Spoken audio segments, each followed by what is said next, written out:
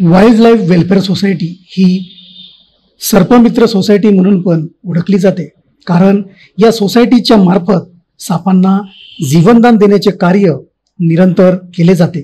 त्यातच रविवारला सायंकाळी 11:30च्या सुमारास सोसायटीचे लक्की खडोदे यांना रामकृष्णनगर वाटोडा इथून अमित गुल्हाने यांचा फोन आला।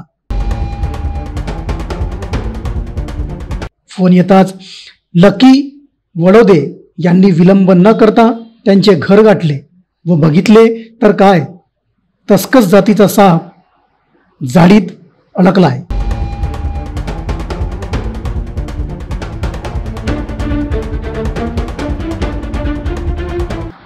लकीने त्या सापाला जाळीसहित पकडून त्या जाळीला कापून त्याला जाळीमुक्त करून सापाचा जीव वाचवलाय।